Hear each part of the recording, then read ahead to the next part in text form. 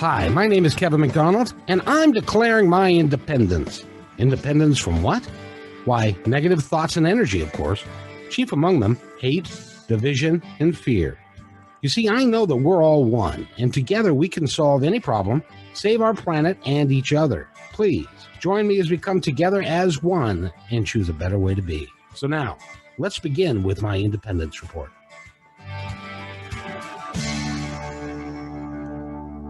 And welcome everybody to another episode of my Independence Report. And this is a very, very special episode because we've got a gal with us today, and her name is Ann Moore, and she is really is a spectacular. You are a spectacular soul. I just have to tell you, you've got such wonderful energy about who you are and things, and it is just extraordinary to have you on the show. So we're going to spend an entire hour talking about what's going on with you and the new class that you have coming out, because you are, well, first of all, let's give them a little background about who you are. You are, how do you describe your professional self? That's a really great question. It's always evolving. I would start with sexologist. That's kind of a big blanket term. But essentially what I do is invite and facilitate awakening in all areas. So body, spirituality, sexuality, money, relationship, family. And I focus on... And I don't want to scare anybody off with erotic energy. And yet that's the thing, is we don't talk about that, and we don't talk about money. And because this is what the subject of today is, I talk about the things we don't talk about, and death, actually, because it's right next to life force. Because these are the places, because we don't talk about them, it's where we hide all our fear and all our shame. And once we can go to those places and love them, it opens up just huge amounts of capacity and ease and pleasure and choice, a feeling that you have choice in your life. And right now there's just a whole lot going on around us that feels like we can't control.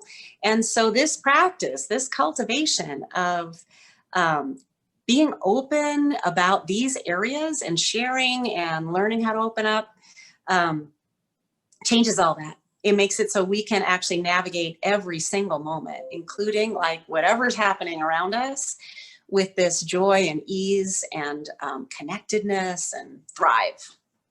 How's that? That's just perfect, because now if you go back, if you're listening to my Independence Report or watching my Independence Report, you can go back, because Corey L. Kramer and I have done five different episodes about the erotic blueprints, which is one of the foundations that you use in your work. Is that correct? Yes, absolutely. It's a super rich system. I've been working with it for a few years now, and it just keeps getting bigger and deeper. And it is one of the ways that I have shifted and healed a ton of my stuff around money, to come into a place of just easiness with it, and playfulness and prosperity in a way I've never had before.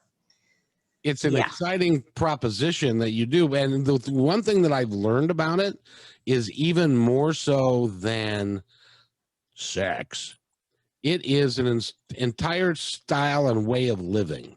And it incorporates all aspects of your life if you allow it to. Is that, was I wrong in that? Or that's kind of what I discovered in the process of doing it? Is absolutely that. And that is the whole thing about going straight into this thing about who we are in our bodies and our sexual selves, because that is who we are. It's actually who we are in the world. And so what I love about the 5 erotic blueprints is it gives this expanded idea of who I get to be. I don't have to pretend not to like what I like just because it doesn't look like what they say is okay in the media, in any area, whether it's sex or the way I dress or the way that I hang out with money, for example. And it just, the more I work with this, the more I am clear that just being authentically 100% me, I get to be super unique. And also that when I do that, it's universal. and it gives permission for everyone else to be their delightful, unique expressions, and it gives us a way to connect. There are a couple things that struck me in what you just said, one of which is we are programmed from the time that we're very little to adhere to a set of rules that we are supposed to live within.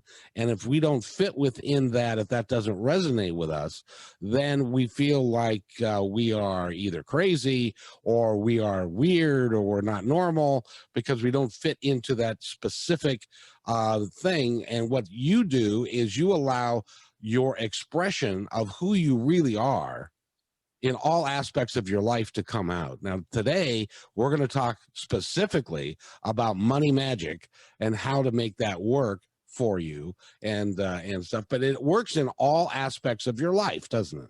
It absolutely does. And what you said is really important, because those habits of thinking and those limiting beliefs and those places where we make ourselves small, those are already in place by the time we're about 3 years old. And the rest of them get in place by the time we're about 6. And so there's so much of this that is not in our consciousness, and it gets wired literally into our brain chemistry. And some of it we inherit from family patterns. And the good news is that's there. And if we're unconscious about it, it kind of runs our lives. But if we can become conscious about it, we can change it. We can actually physically change our brain chemistry. We can change everything about how this works. I think that's Trump at the front door. Yeah, I don't know who it is. I wasn't expecting anybody. Just kidding. He wants to understand. No, never mind. I'm not going to go there. It's so what we're talking about here is everything that really, honestly, everything that is life. And this you can apply to sex, you can apply to money, which you are doing. And it's a fabulous background there that you have with you. You seem to be doing quite well. Thank you very much. I am. And part of what I'm doing is leaning into receiving and being in what I have, which is this abundance and what feels good to me and my body, and being in joy at spending money to make my environment feel really good to my body. Because it's important. It's actually important. And it's the first time I've done this really. I just moved to a new place. And so I'm just really diving into the delight of what feels right. And there was all this judgment coming up about that it's extravagant, it's frivolous, it's selfish, it's self-indulgent. What if other people don't have this same thing? And I am noticing that those are all things that I learned really early from my family. We had a really self-reliant, like pioneer ethic of you don't hire somebody to do something, you have to know how to do it yourself. I was supposed to build my own car when I was 15. Really? Seriously. Yeah. So my dad was a scoutmaster. He loved fixing cars. He was an engineer. Also, he was like an aerospace engineer. And he had all these VWs. At one time, we had 11 Volkswagens in front of our house. And I was the youngest of 5. And each of us were supposed to literally assemble our own car from scratch so that we would know how to repair it once we had it. It's a great idea, except that I hated working on cars, and it was really dirty and greasy, and I just was like, ah. I mean, I did a little bit of this, your knuckles, and it's cold and it's wet, and I hated that. Yeah. And so I had that in my system and in my thinking for a really long time. And even when I did this move, I had this moment of I would wake up at 3 a.m. and I'd be like, can I do this? And I thought, oh, I have really heavy furniture. And it's furniture that I can't lift all by myself. So I guess I can't move. Oh. Because I have to do everything myself. And then I remembered, wait a second, I can ask for help. And I could hire there are people who do that for a living. And if I hire them, it creates work for them. Like, this is part of the flow of money. And so much of this has been about looking at money as an energy, and that it's sacred. It is spiritual. There is a spirituality to money. And that's a piece that in our culture, we just don't get. The idea that money is like the exact opposite of our best and highest spiritual selves. And so what I've been doing, in part through the erotic work, is to play with, what if that were true in my life? Because otherwise there's this whole chunk of my life where I'm not being my divine self. I'm not being my fully authentic self. I don't accept that. I believe that it's possible to do that in every area. So if that were true about me, who would I be? Because I'm like, oh, I can't do that. I don't, I've got all these restrictions about how much I'm allowed to have. But who would I be if that were different? And so I started playing with something that's called an erotic persona. And I think, has Coriel talked about that on one of, she did, over the last one we did. A little bit. Exactly. But we are talking about it more and more because what we're, and go in a little bit to the personas, because what I get from that, and we haven't done it in depth, I'm going to get a lot more into it here in the next couple of weeks. But as I understand it, the personas are like an aspect of yourself that you've kept hidden and away from everyone, because it's either not right, or it's dirty, or it doesn't fall into the norm of what people expect. And so what these personas are is a way of bringing them out and giving them life. Have I screwed it up totally? No, that was completely right. And it can also be like, these are parts of yourself that you've disowned, that you haven't allowed yourself to express because you were told they weren't okay. And maybe that happened really early on, and maybe that happened later on. But that it sometimes it's also a place where you feel like, wow, if I let that genie out of the bottle, it's never going to go back in, and it's going to be uncontrollable, and I will be too powerful, and I'll hurt people, or I'll scare everybody away. There's a lot of persona work around that we are afraid to actually step into our full expression, because we've got this habit of being small and making sure it's okay for everybody. And the analogy I like to use is like a redwood tree. It grows, and they're giant when they get to be as big as they are, and they don't stop to check around to see if, like, am I blocking the light, or the light tree next to me? Is it okay that I take this much nutrients? My roots are going really deep. Is that going to break something? Like, they don't do that. They just are in their own natural intelligence of being as big as they are. So the erotic persona work is a way to start to access that for ourselves. And it can, like, I've had a couple different ones. I know that there was one also, well, I'll just stay with mine. So the one that I used for money, first of all, I started thinking, what is it that I need to change in my life? What is actually hurting me in the ways that I'm acting? Like, what's limiting me? And it was really about money. It was this idea of, it's scary. I don't know how to do it. I am going to lose it if I have it. I can't manage it. I can't make it. I can't just make it whenever I want. I have to work really hard to get whatever I have, and then I have to just hold on to it. And if I try to get any bigger, then something's going to blow up, and I'm going to, like, fail. Just all this fear. And I don't know, is that true for you about money? Do you have stuff like that? Oh, absolutely. Absolutely. And then I'll tell you a real quick story.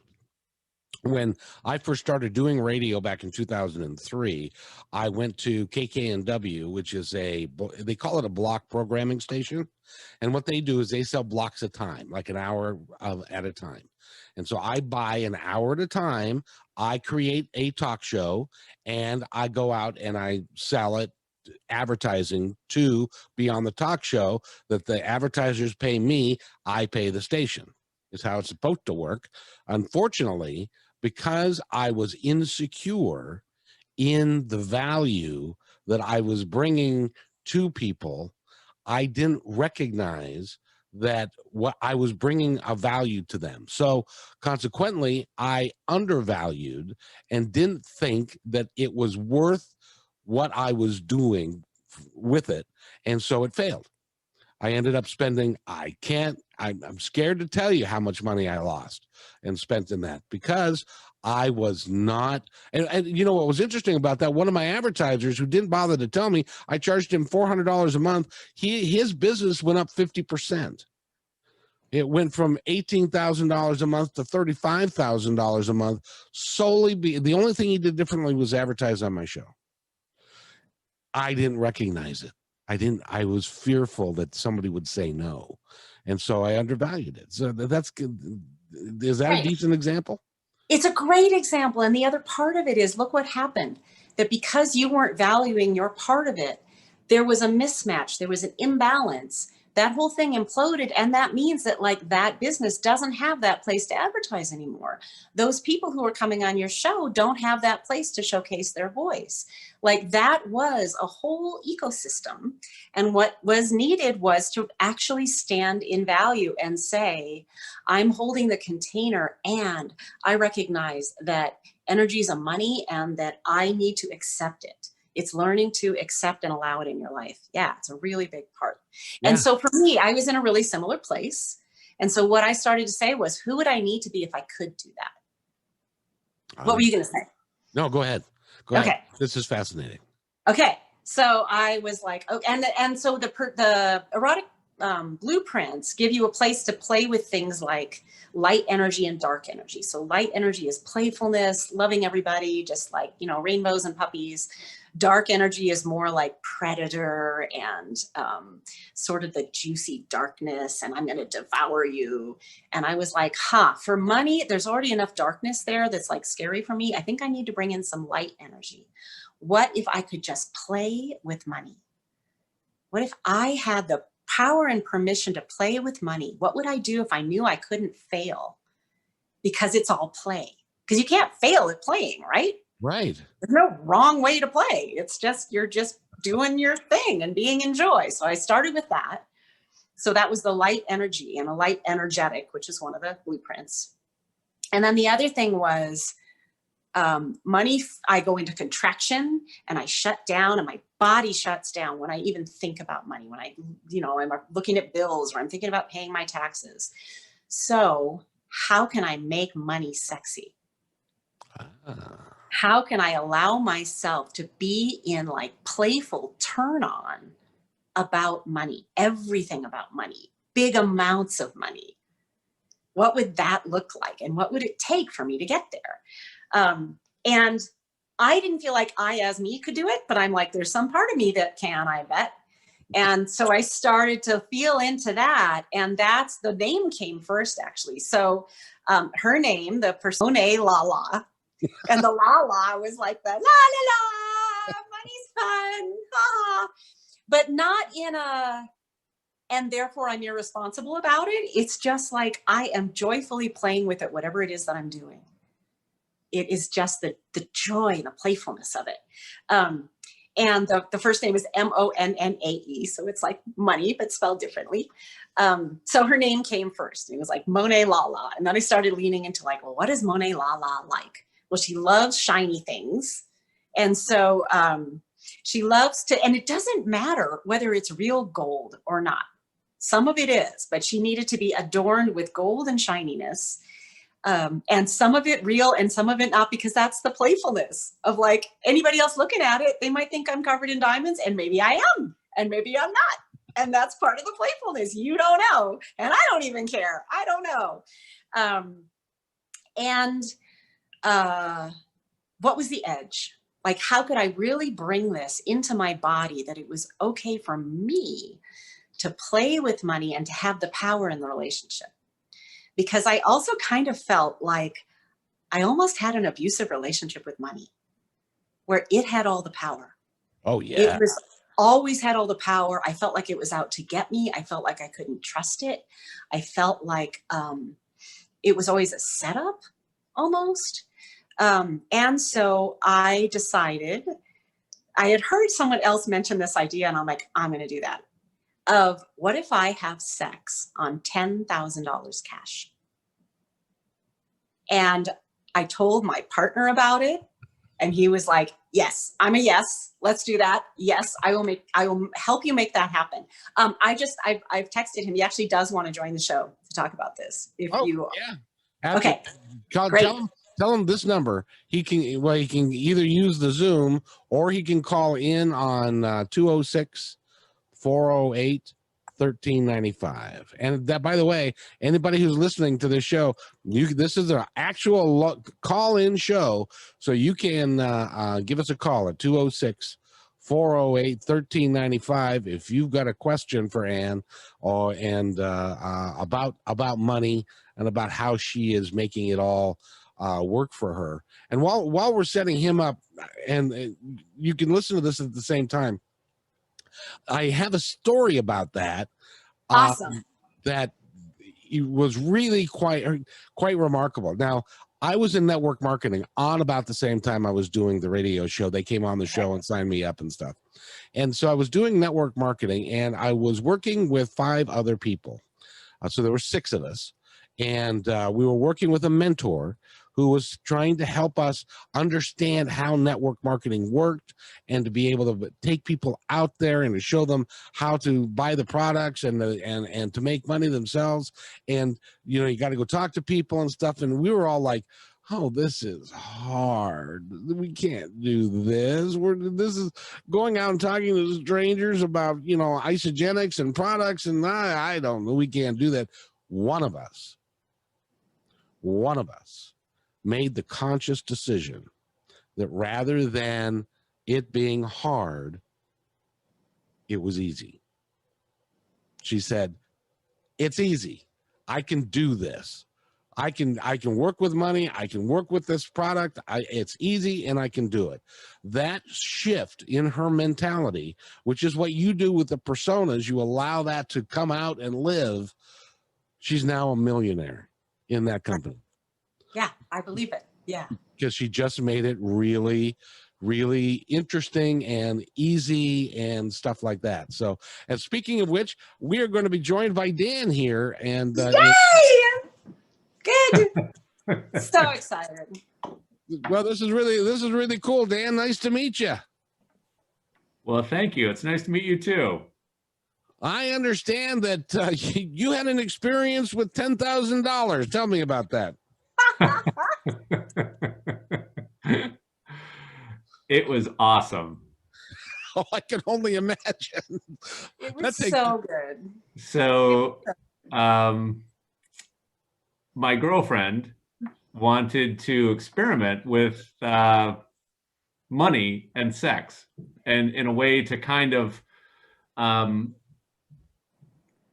explore the nuances of both of them, because so much about sex and money, in the way that we deal with them and the shadows that come up inside of us and the stories we tell ourselves are really connected and are very similar.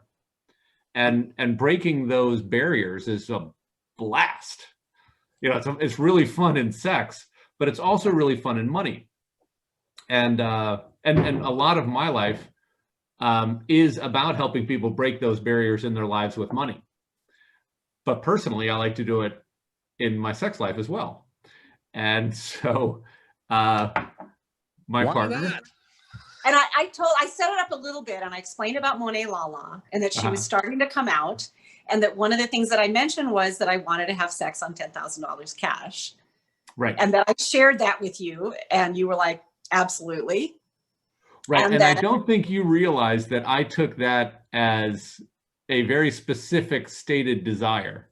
I didn't. I was like, gosh, that would be really great to do. And I was going to be coming out, I think, in the next, I don't know, week or a few days. Like in a week or so. Right. Right. So I set show it up. up. Right. Go ahead. Yes. So I set it up. I started collecting the money. And I think I needed like $6,000 more that I had set aside, had at my bank, ready for me to pick up on our way home from the airport, if I remember right. Yes. Is that right? Yes. So I got in the car, we're driving back to the airport, and he's like, we got to stop by the bank because we need the rest of the money. And I'm like, whoa. And that part was really important, because I used to be scared of banks. Banks were where bad things happen, and where I always felt like helpless and confused and powerless. And so we went into the bank, picked up this big pile of cash. There was this whole discussion about, should it be hundreds, should it be 20s? Do we want more bills or do we want big ones? We got a mix. Right. And like we did 20s and hundreds. Yep. And we just came back to the apartment, spread it out on the bed, and that was it. Like, we went right before I could hesitate, and it was the joy of that, the rush of being able to create that was so amazing. And it totally changed my whole relationship with money. It was like, oh my God, money is fun. Money is a blast. Money is sexy. It was fun. Like so there's so many ways that money is fun. Like here, I'm in my office right now. I have a ball jar that's filled with dollar coins and like Kennedy halves and Eisenhower dollars. And it's just here, but this is like $500. And it's just fun. And then we had all of these bills all over the bed. And I think Monet was on it, right? So she had gotten all of her accoutrements and her decorations on and everything. And then we took some photos. I think we took some photos before and after. And I posted them on Facebook. That was the other piece. And this is the important piece for me about the erotic persona work is we talked about these are the places where you hide and where you don't talk about money or sex. And so then they end up being the places where there's all the shame and all the judgment and all the fear. And so for me, it wasn't just doing it. It was also then being seen, being joyful about, oh man, I've got stuff still coming up. Like that was an edge for me to say, I love money, because I had gotten to a place, you know, I'm a sexologist, I do body work, erotic body work. Like I'm someone who could stand up in front of a room full of strangers and be like, I love sex. But it was way more edgy. Like I had done the work around that. For me to be able to do that same thing with a room full of strangers and say, I love money. Like before I did this, I could not have done that. You know, and there are a lot of people that would say, well, you love money. For the love of money, come on. That's not right. That's sinful. That makes you a bad person. That makes you selfish. That makes you not care about other people. Like I had all this judgment about people who had money. And so, of course, like I wouldn't want to become one, because then everybody would hate me. They'd try to, you know, I don't know. They would think that I didn't like them. I'd lose my friends. I'd lose my family. My boyfriend wouldn't love me anymore. I don't know. I had a lot of story about it. So that act was just such a gift. And to be able to do it in connection, in relationship, be supported and loved and seen in that way was amazing. And that's another thing that this erotic persona work can do, is to give away from, it was a way for me to tell you, Dan, about this place in myself and say, can you help me love myself here? Like, is there something we can do that's creative and fun so that my body can experience being loved in this place? That's the intersection for me. And the language of the erotic blueprints helped me as the hearer of that desire to understand, oh, this is an ask. And to be able to honor that. Yeah, and, like we can do this. Yeah, the thrill to be a partner who can do this for his partner, like, that was so cool. Well, it's pretty cool that you could just come up with $6,000 at the drop of a hat too. That was also cool. Well, we gave it back. That was the other really fun part, is then we got to give it back to the bank afterward and be like, I don't know where this is going to go. This is like spreading yummy juju all over the world. Like, who knows? You might have one of those 20s right now. Awesome. That's true. By the way, you also have Monet has got a yes, thing she wears around herself. Yeah. Show us what that. Tell us that. So there's an event coming up next weekend. It's called Path to Passion, and it's the annual gathering for the erotic blueprint community. And one of the things we do is we have an erotic persona parade, so that people get a chance to be seen, bringing out these parts of themselves that might have been in the shadows. So I got to bring out Monet Lala last year, and this was one of the things that she wore. So I found it on and it was this mix of, I said, like I had real money that I was throwing out to Yahoo. It was like $1 bills, which Dan helped create. That was really fun. But also this is like fake hundreds. And that's the point, is money's just made up. Also, like that this $100 bill doesn't have the same value as some other piece of paper. Like we just made that up. We just invented that. That's part of that's why money's fun. Well, that's the thing, is if everybody knew, well, I'm sure a lot of people know, but Dan, you're an expert in this field. If everybody knew that the paper that we have in our wallet doesn't really have any value until we assign a value to it. Right. And that imbues it with all kinds of spiritual power too, because it becomes a part of the connection between all of us, the commonly held beliefs and agreements. Exactly. Yes.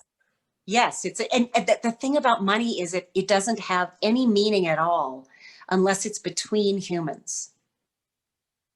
It's one of our yes, exactly. And that is also true about touch to some extent. You can give touch to yourself, but I think it's something that we've learned in COVID, especially. Touch becomes this thing of, it's such a privilege, and it's so beautiful to be able to touch another human body. It's a similar place where it's a profound connection. Yeah.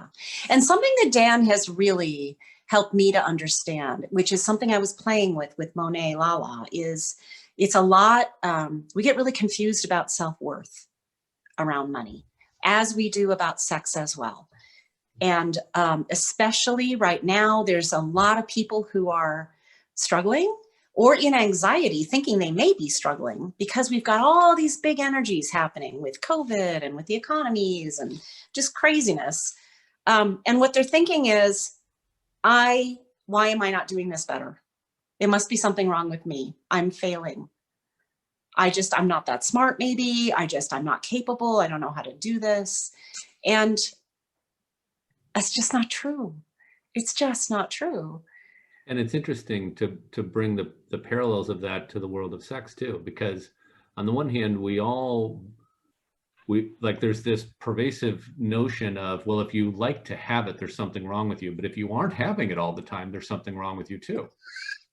Right. And you have to have it in a certain way because there's all this guilt associated with how you ended up getting it. Or did you ask for it? Like who gets to decide who you have that with, and all of these other things. Those are very similar in our experience with money. Absolutely. That's great. Yeah. And so we end up trying to figure out how to have exactly the right amount so everybody will fit in, which may not have anything to do with what I actually need or what actually feeds my soul. Yeah. Right. Yeah, so much of what I do for my clients is similar to what Anne does with her clients, where I'm trying to help them understand that there's not an amount that is the right, like there's not some external amount. It's just, well, what do you need? Like, what do you want?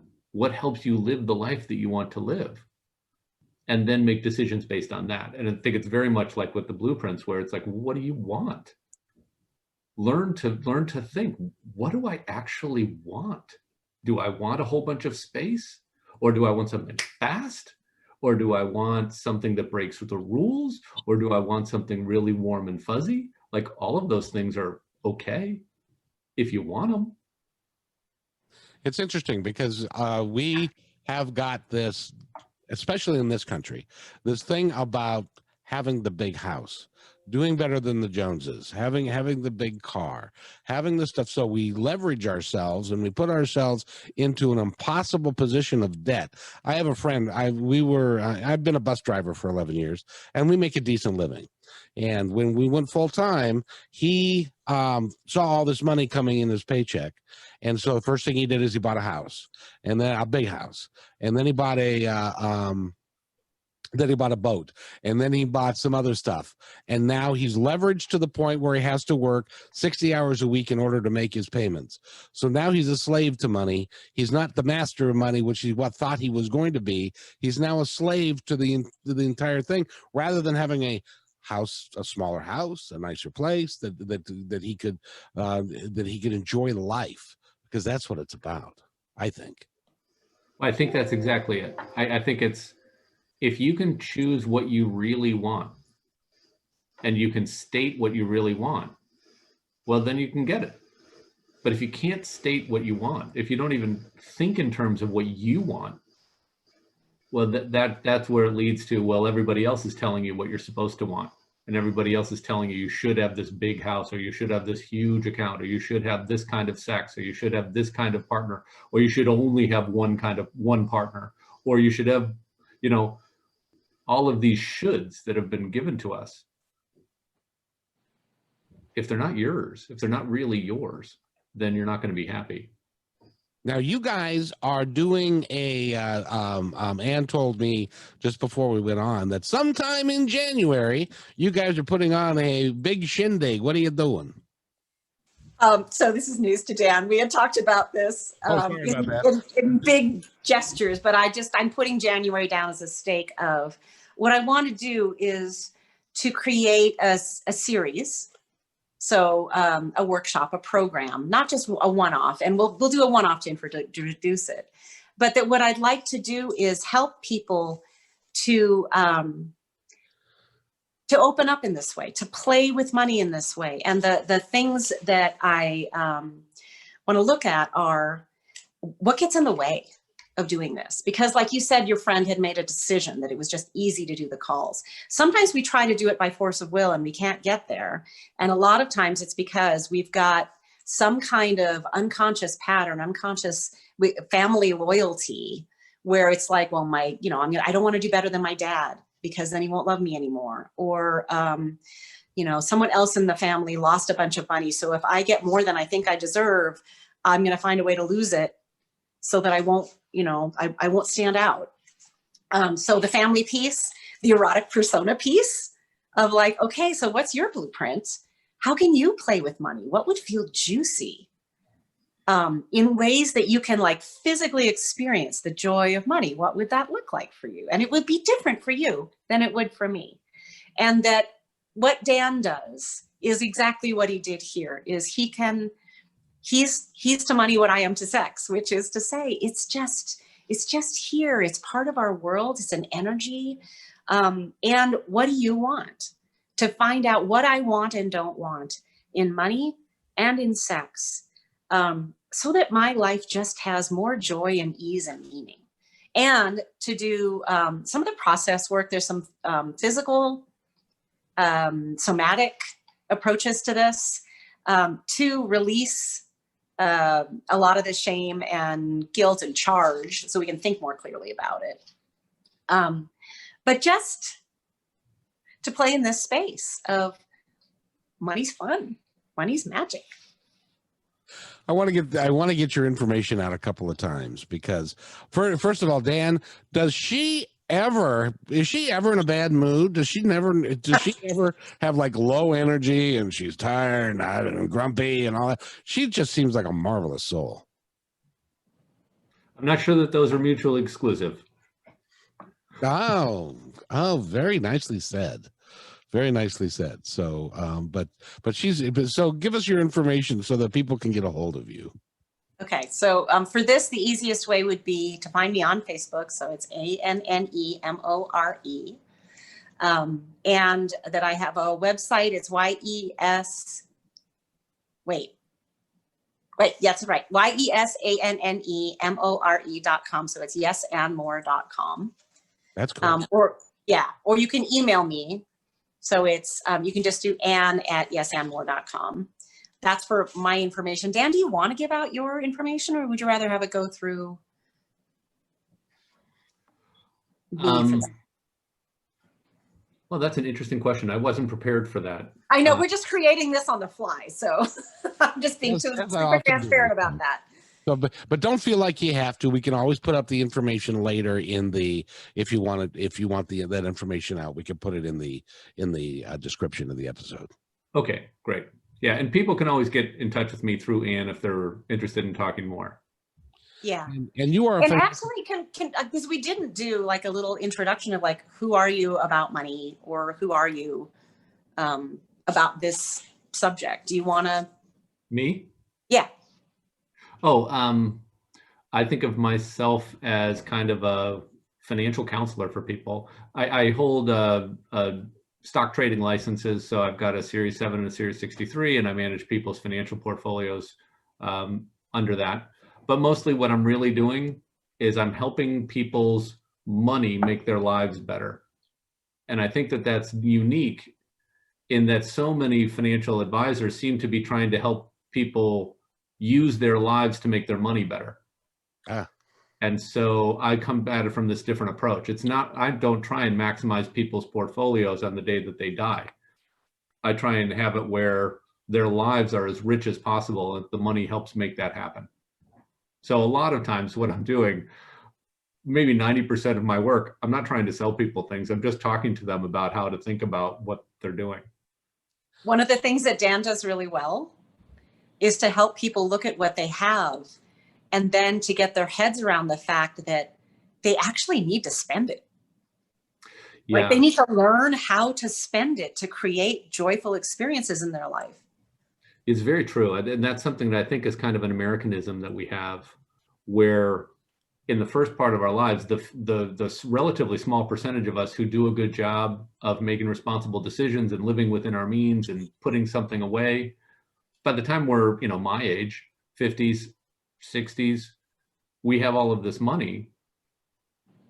And we have to figure out, okay, well, what's the responsible thing to do with it now? Now that I'm 60 or 70, is it still responsible to keep living within my means so that I'm going to have all this money when I die, and then it's going to go to somebody else who's probably not going to make the same responsible decisions that I would make with it? And so I try and help people make that adjustment. What does it mean to be responsible at all the different stages of your life with your money? And it's different when you're 30 than when you're 70. Well, and I have another little quick story for you that happened in my life this past week. It's been 8 days now. Oh, yeah. My older brother, who's 64, he sold his house 2 years ago, and he took the money, the proceeds of the house, and he stuck it in the bank, and he left it there. And he died last Thursday of lung cancer. And that money is still sitting in the bank account. And rather than him taking it and taking the trip that he'd always wanted to take, or to get into the van that he wanted to buy, and then he was a fundamentalist Christian and he wanted to go evangelize the Western United States. And so he never did any of that. And so that money is going to go to other people, and hopefully they will use it for their dreams, but most likely they'll stick it in the bank, and that's where it'll sit as well. So it's a waste. Right. And so the responsible, when you use that word responsible, what I think is what you said earlier, which is, what do you want? Are you being responsible to that? Are you being responsible to the fact that you are alive right now in this moment? You woke up this morning again. You get another whole day to live. Surprise. What are you going to do with your money? Yeah. To create the experiences you want today. And, even getting a little bit more cosmic about it, your desires are in you. And you are the universe, right? You are made of the universe. You're not separate from the universe. So you're actually a small part of the universe desiring something.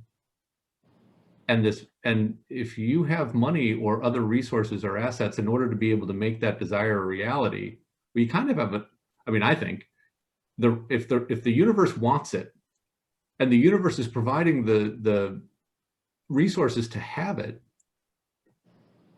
you kind of have an obligation to go for it. Like, why else are we here? Why else did the universe create this little piece of itself that looks like me?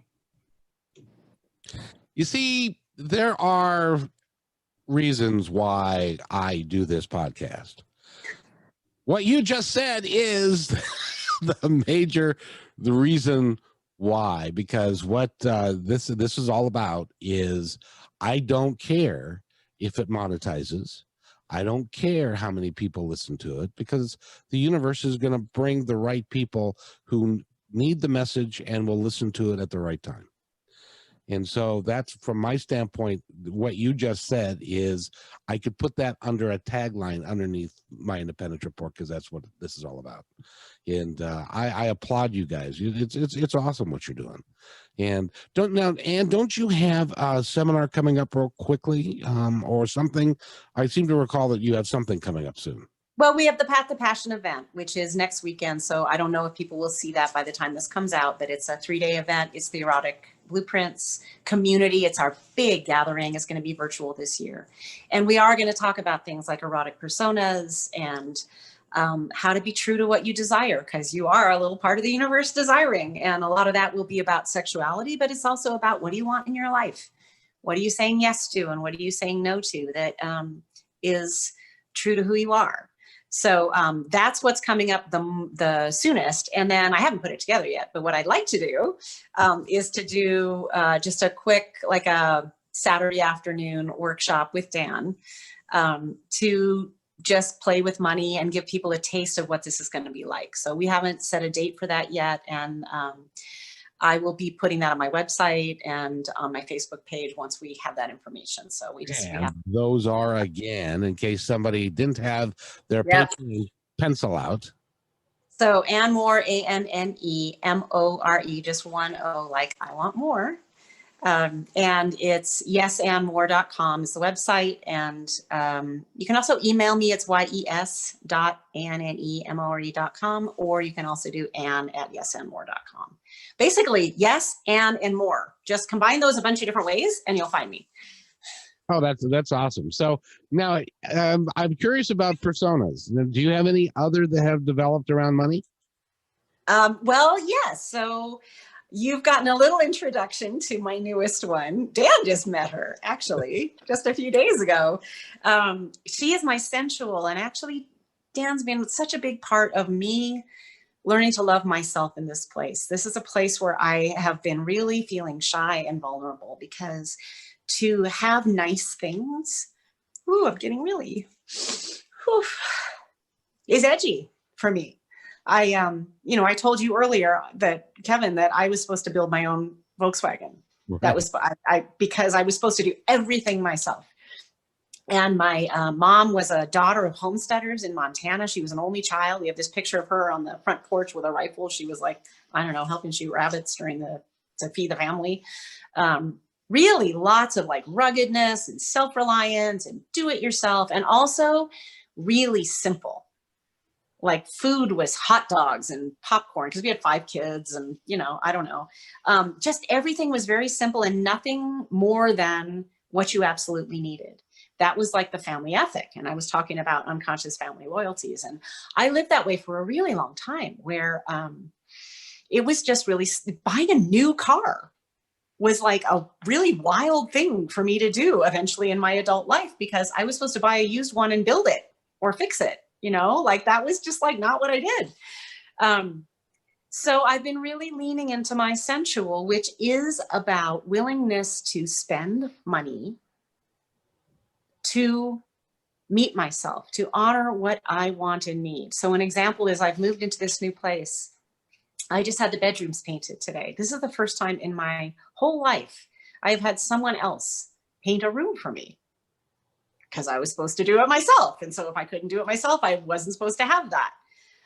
And it's really lovely to be in this place of feeling how good that feels to me, because it means I'm someone I'm a coach, I do body work, I'm of service. Like my whole thing is helping and serving. And I need to be resourced to do that. And so it's this really deep place of self-care to say, it's okay for me to make my home feel like a home and a welcoming place for me to be and everyone else. And that's going to look different for me than anybody else. So it's that place of like valuing what I want and feeling into the judgments of like, this is indulgent, this is selfish, this is too much. And realizing that comes from this old belief of what I have means somebody else doesn't have it. It's a zero-sum game, that it's scarcity. And I heard recently this analogy of like a golden retriever does not say to itself like, he's offering me a cookie, but do I deserve a cookie? Like if I have a cookie, do the other dogs have cookies? Is my owner going to love me less if I take this cookie? And so I'm just being the golden retriever of like, oh my God, this sparkly lamp lights up my life. I'm so happy to have that. I am happy every time I see it. I'm a yes. So it's been super fun. And what I like about it is something I feel I've learned from Dan as well, like what we were talking about with currency and flow. And I've been doing a lot of work around this with one of my other mentors as well, that because I have coaches, because I believe in coaching, because it has changed my life, that I'm spending, which means somebody else is receiving. I was going to say that. That's how it works. The guys who painted today, they got money from me. They got to go home and they got to go buy groceries with it, or they got to go do whatever they chose to do with that money, but they had it. Then they wouldn't have had it otherwise. So it's the flow and the energy of everything that puts that together. Yeah, and then to add to that too, and the spiritual flow of money, you get to choose who gets it next. That's an enormously important part of it.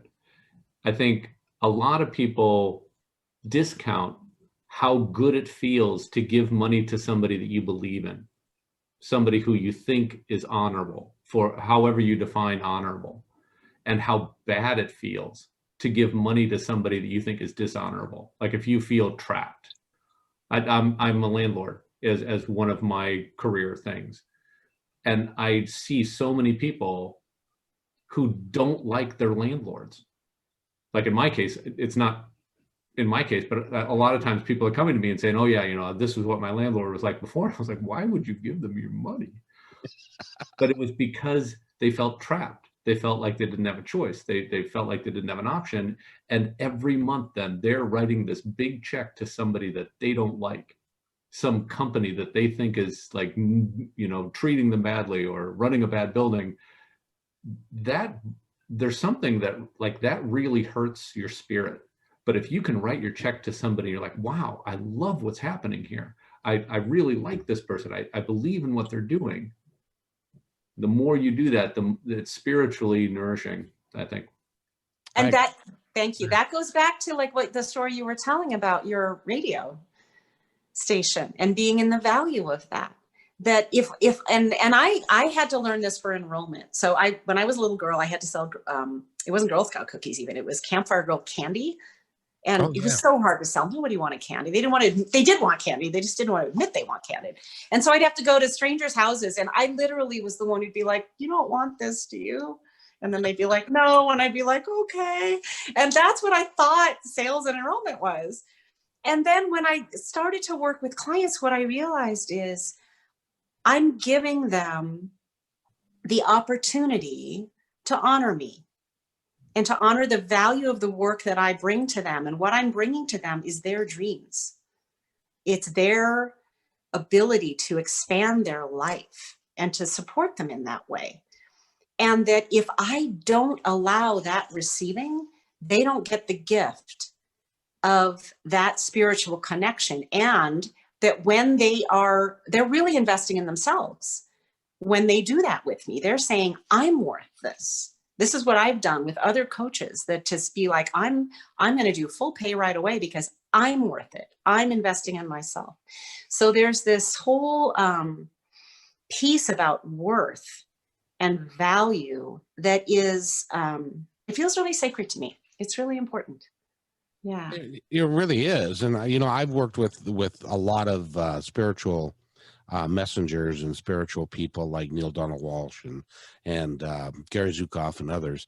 And to a person, they'll tell you that it is an energy exchange.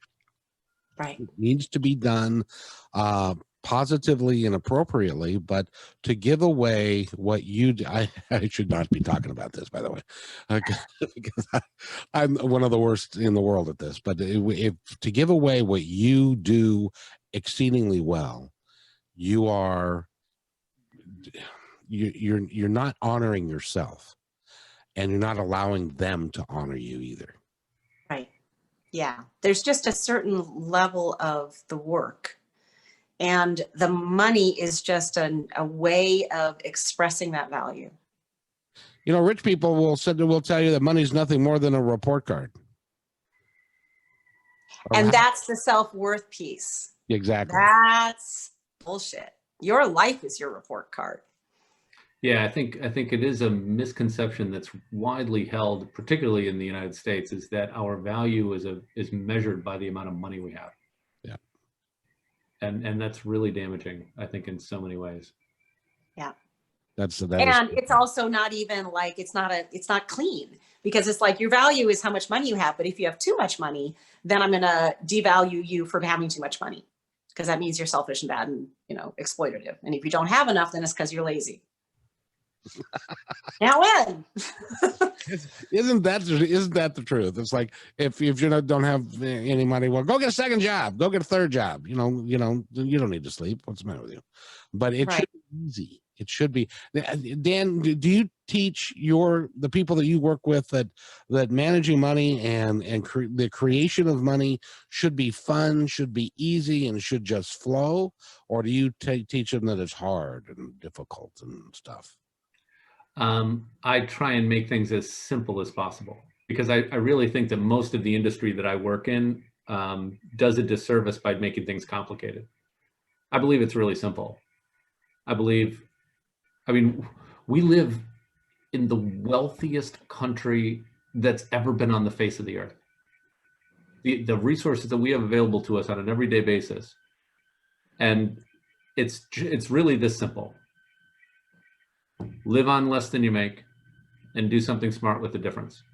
If you do that on a consistent basis, if you live on 90% of what you make, take 10% off the top, pay yourself that 10% first.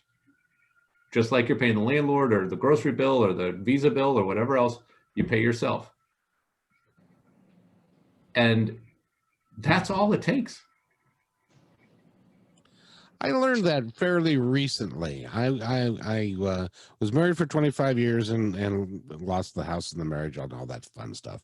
And so I was living in an apartment, and the apartment was like $1,500 a month, and I could afford it. And there was no reason for me to make a decision to go somewhere else.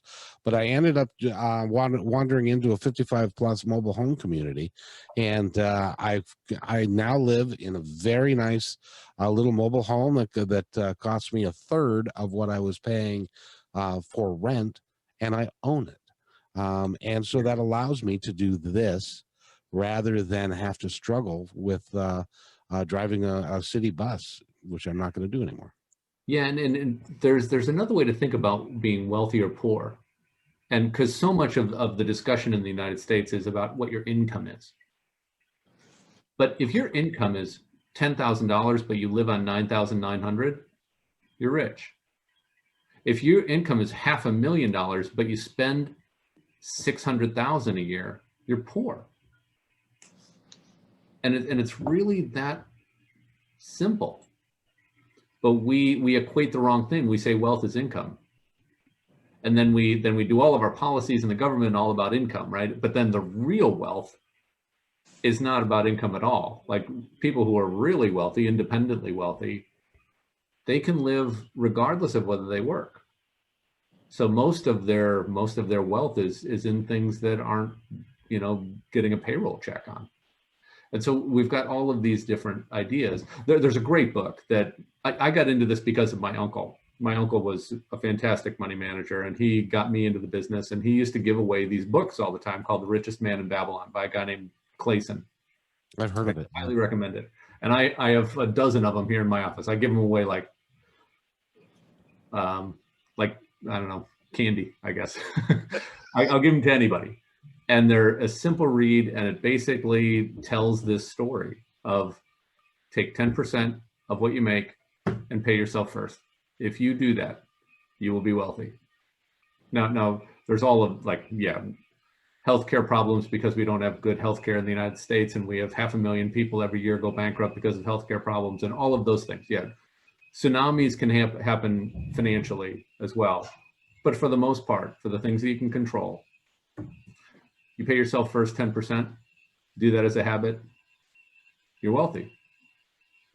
And I want to jump on that because I love that book, and also I really struggled with it because it's so gendered. And that actually has been one of the big places of discovery and exploration for me about money, is to be playful and powerful as a woman, that it is safe for me to be a wealthy, powerful woman. That's edgy. And there's a bunch of stuff in our culture about men managing money versus women doing it, spending, especially household stuff. There's a lot about, the housewife is the one who spends it and the husband is the one who goes out, and it's all cisgendered. And it's really wound up in these identities. So I actually started rewriting that book with all female characters, and I only got so far with it because I don't know stuff. But I just want to recognize that sometimes is a struggle for anybody listening. It's okay to see that, like it's another place to bring it out into consciousness about what are the stories you tell yourself about money and you in this body, including your gender, including your age. How does that show, including your race? And then how does that show up in your life in the ways that you're choosing to have this energy in your life? And what can you do differently that's going to create choice and expansion and joy? I wish I'd have said that. That was very powerful. Thank you. That's why you have me. That's exactly right. That's exactly right. We're talking with Ann Moore and Dan, and they are they're the only people that I've ever met that made love on $10,000, and literally. I bet there'll be more after this podcast, though. I hope so. Yeah, I think the next goal was 25,000. Yeah, that's what we're looking at now. That is just awesome. Well, there are pictures on your Facebook page. You can find them. Yep, Monet Lala. About Mola, yeah, with lots of money all over her.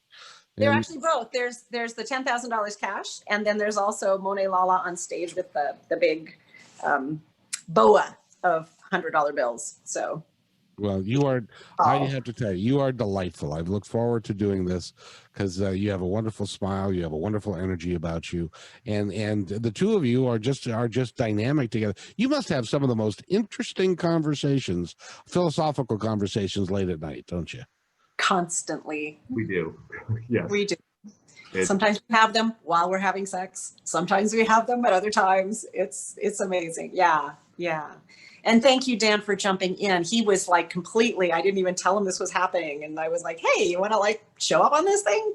And I love that is how you work, that you are this part of the universe that wants things. And you're like, okay, I'm just going to do it. It's one of the things I love best about you. It's really, really wonderful. Thank you. It And is- I My really pleasure want to see you, Dan, more whenever I can. and more. And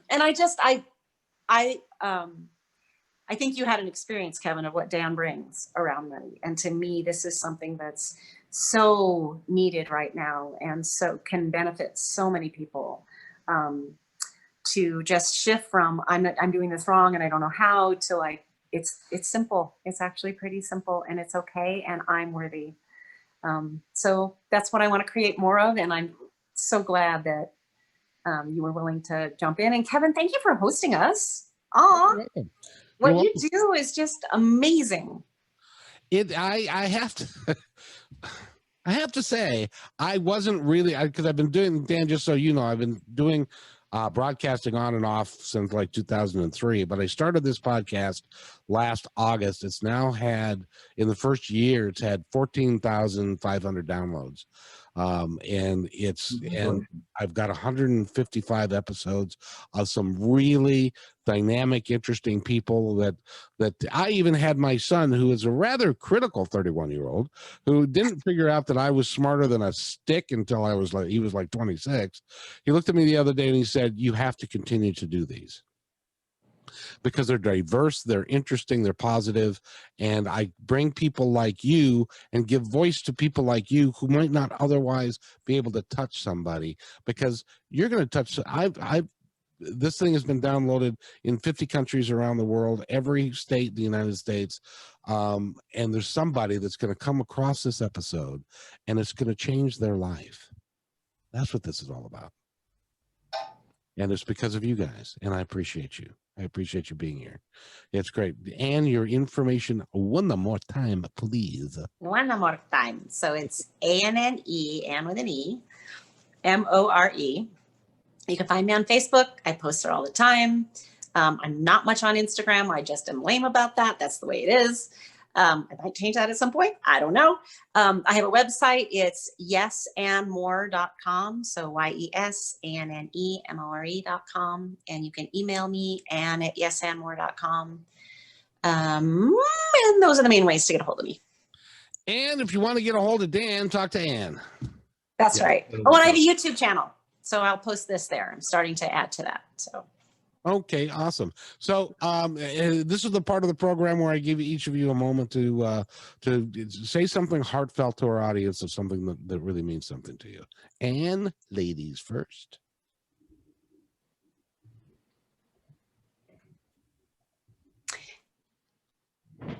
discovering, understanding that there's a spirituality to money has just opened my life and my being in ways I could not have imagined. Dan? I think the hardest thing for us to do is figure out what we want. And the second hardest thing to do is to ask for it. But And then the third hardest is to actually let it in and receive it fully. but they're all well worth doing. Yep. It's been an honor having you on the podcast today. You guys are nothing short of sensational. Thank you. And you have a good time. I'll be at that conference. Awesome. I know. Yeah. I'll be Corey, hiding underneath the table most of the time, but I'll be there. Oh, and It's Path to Passion. fantastic. Yes, he's going to be coming to Path to Passion. Yep. So in any event, you guys have a wonderful day. And by the way, everybody, take care of yourselves. Be kind to one another. We can do this. Hey, and thanks for listening to this episode all the way to the end. Hey, pretty cool. Hey, don't forget to follow us so you can receive regular updates and new posts. And remember, take care of each other because each other is all we've got. See you next time on My Independence Report.